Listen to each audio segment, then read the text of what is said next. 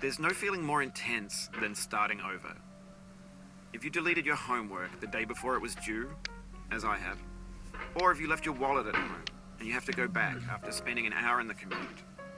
If you won some money at the casino and then put all your winnings on red but it came up black. If you got your best shirt dry cleaned before a wedding and then immediately dropped food on it. If you won an argument with a friend and then later discovered that they just returned to their original view. Starting over is harder than starting up. If you're not ready for that, like if you've already had a bad day, then what you're about to go through might be too much. Feel free to go away and come back. I'll be here. Alright, thanks for coming with me on this trip. I'll understand if you have to take a break at any point. Just find a safe place to stop and quit the game. And don't worry, I'll save your progress, always, even your mistakes. This game is a homage to a free game that came out in 2002, titled Sexy Hiking. The author of that game was Jazzuo, a mysterious Czech designer who was known at the time as the father of B games.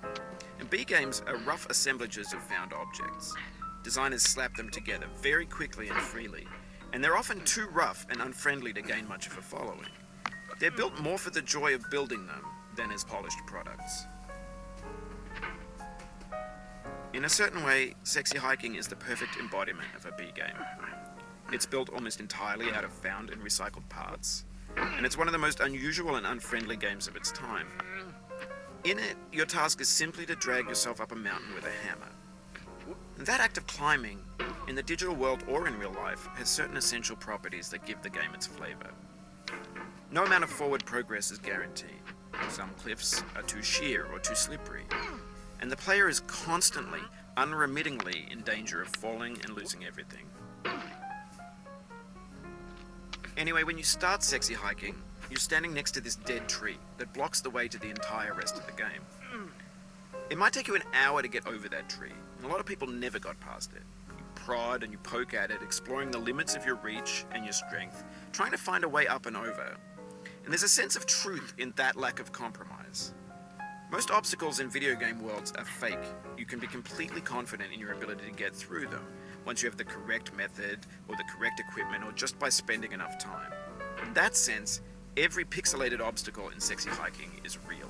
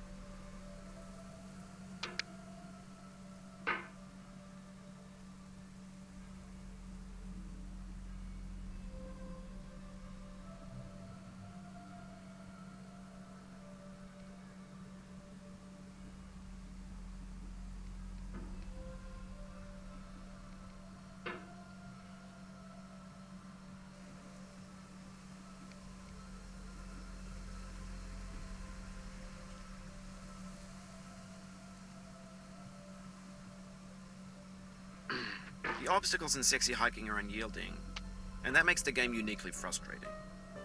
But I'm not sure Jazzuo intended to make a frustrating game. The frustration is just essential to the act of climbing, and it's authentic to the process of building a game about climbing. A funny thing happened to me as I was building this mountain. I'd have an idea for a new obstacle, and I'd build it, test it, and it would usually turn out to be unreasonably hard.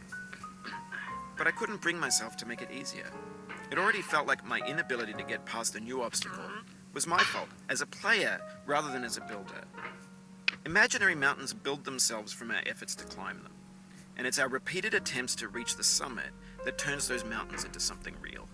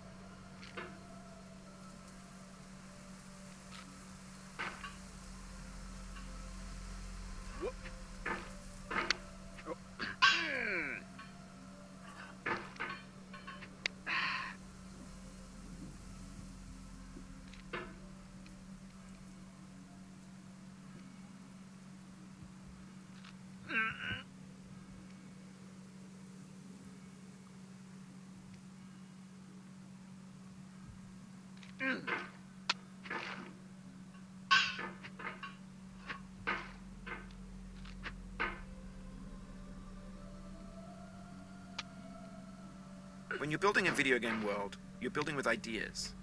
And that can be like working with quickset cement. You mold your ideas into a certain shape that can be played with, and in the process of playing with them, they begin to harden and set until they're immutable, like rock.